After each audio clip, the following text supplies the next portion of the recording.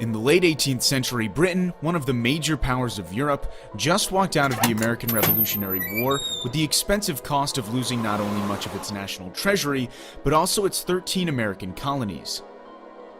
The empire therefore seeks ways to find new sources of revenue, new trade opportunities, and then it finds one possible target: China. China, the Middle Kingdom as it called itself, has been one of the dominant actors in the world for more than 2 millennia. As Emperor Qianlong in the letter to King George III in 1793 wrote, "Our celestial empire possesses all things in prolific abundance, and lacks no product within its own borders."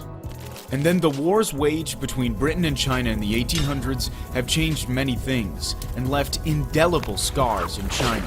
These wars, as we all know, are the Opium Wars.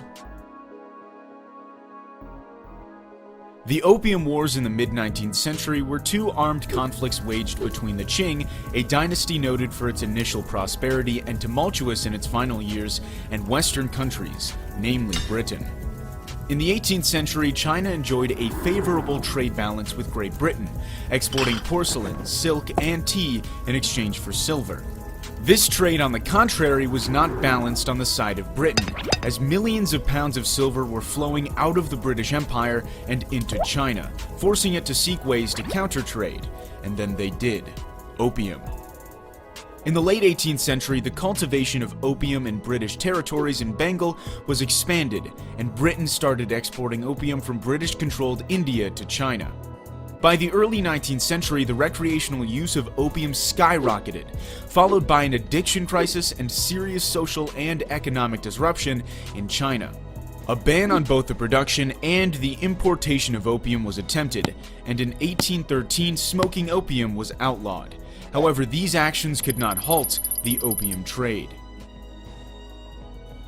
The Chinese government then implemented more serious measures. Opium dens were closed and many Chinese dealers were executed.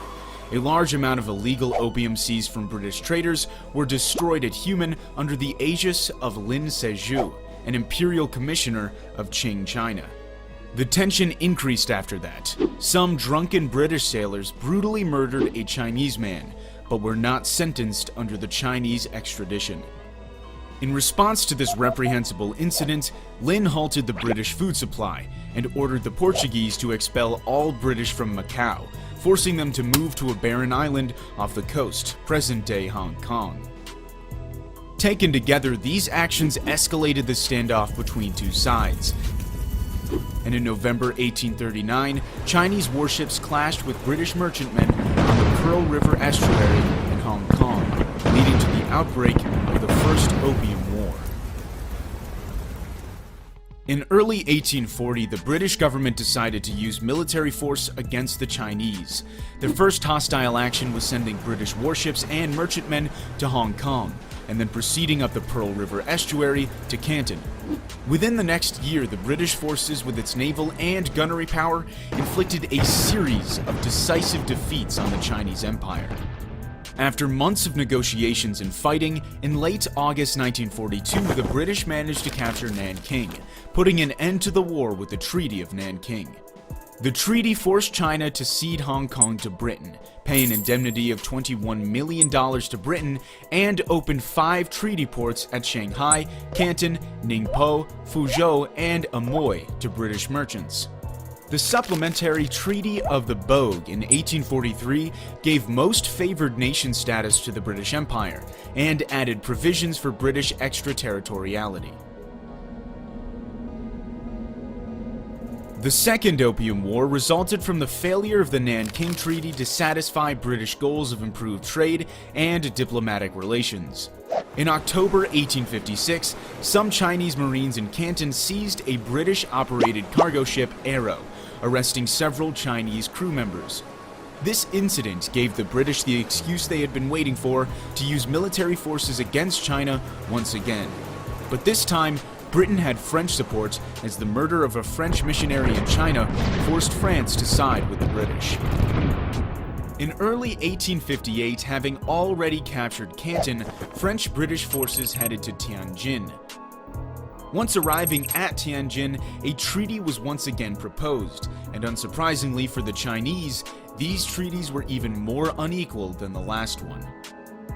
The treaty included the opening of 10 more Chinese ports to foreign trade, permission for foreign legations in Beijing, and Christian missionary activity, and the legalization of the opium trade. Although the Chinese signed the treaties in 1858, it took 2 more years of fighting, which ended with the capture of Beijing before the Chinese government was disposed to ratify the treaty. That's when the Beijing Convention was reached, granting Britain and its allied countries even more rights and privileges. But on top of that, this gave the British what they had fought so hard for, the legal trade of opium with China.